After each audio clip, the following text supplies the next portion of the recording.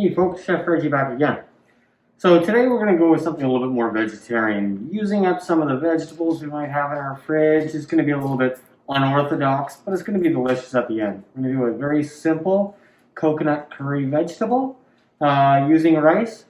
And we're going to start off today with how to actually wash the rice properly. Let's get it on.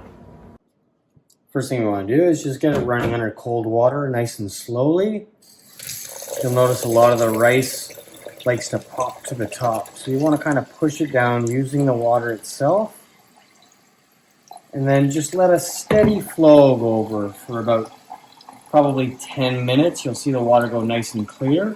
At that time, we'll mix around the rice, make sure none of the white cloudiness comes to the top, and then our rice is nice and clean and free of starch. Now our rice is nice and clear. We're going to go ahead and just empty out the water. This way we can measure the water that needs to be to cook the rice. Now that we have our rice all washed and ready to go, easiest way to do rice, I use basmati, so sometimes they're a little bit different, but it's double the water to the rice that you have. So we know that we've had 1 cup of rice, so I'm going to pour in 2 cups of water, and I like to cook it on about medium heat. I don't want to boil it, I want to cook it kind of at an even rate. This way I can keep an eye on it and I don't have to worry about it too much. It'll be nice and fluffy by the time it's done. Hey folks, I just wanted to take a second to kind of come back to why we started these videos. It's a lot about reusing products that we have in home, reducing the waste, but also making very affordable and good meals at home. So basically I'm taking a lot of classic dishes and a lot of new dishes and just simplifying it so that you're able to make it at home at large quantities or small quantities, so you can enjoy all that sort of restaurant quality, but in your home without the flair and the cost that you might have in restaurants. Don't forget about using the compost. It's a really important way to reduce those costs and kind of put everything back into the environment and help more vegetables and more foods grow over the time as well.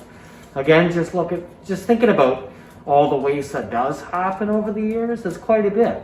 $1,100 thrown away is a lot of money when you think about it. In some small areas, that could be a month's rent, or it could be a 2 months grocery bill. So try and keep that in mind as going forward.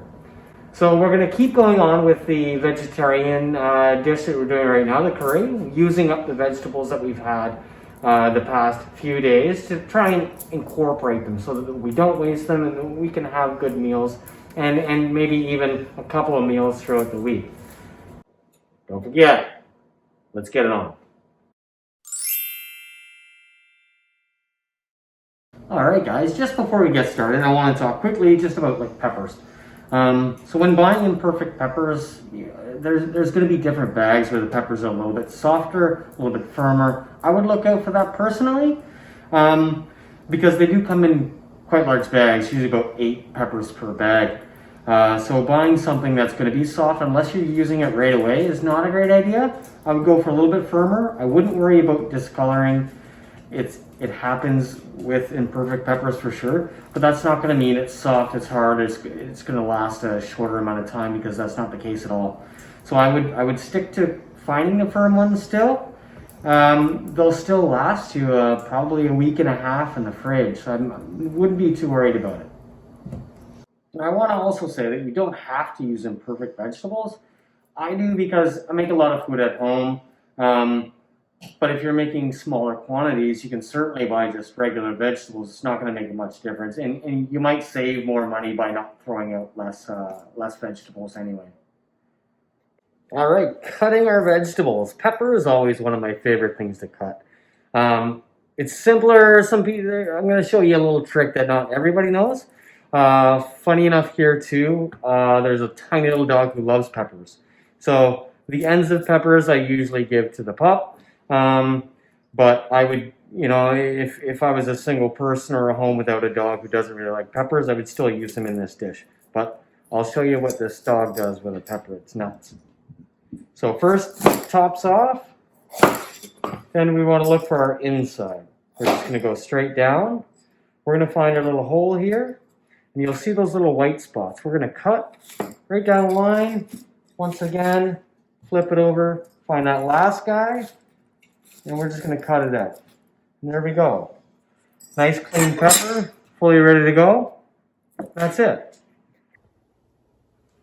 All right, little dog, you ready? Yeah. Now down.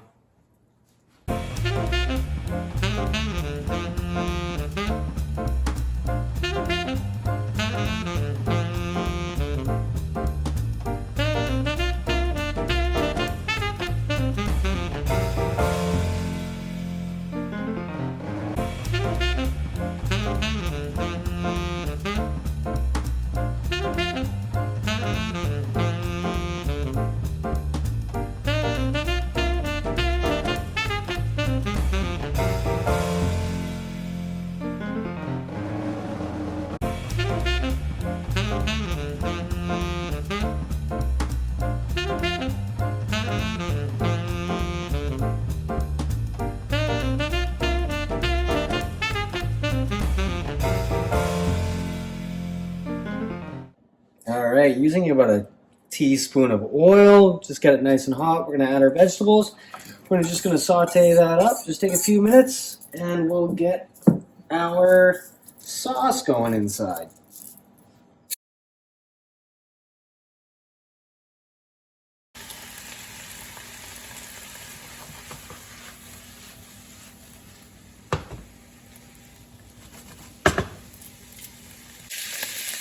At this time, the vegetables are about halfway there. I go ahead and add the coconut milk. And the curry powder. That, as you stir it in, it will mix nicely together.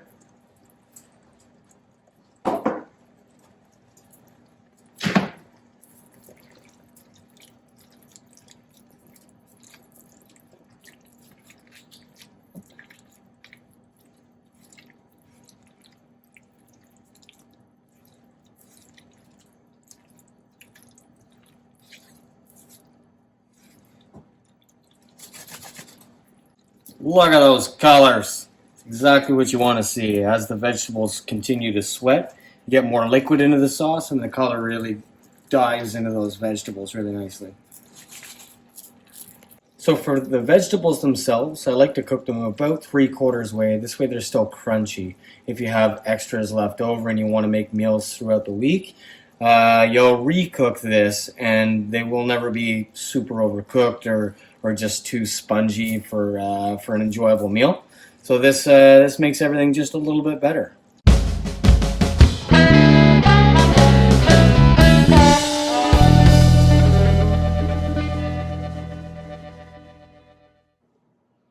And there we have a nice hearty meal.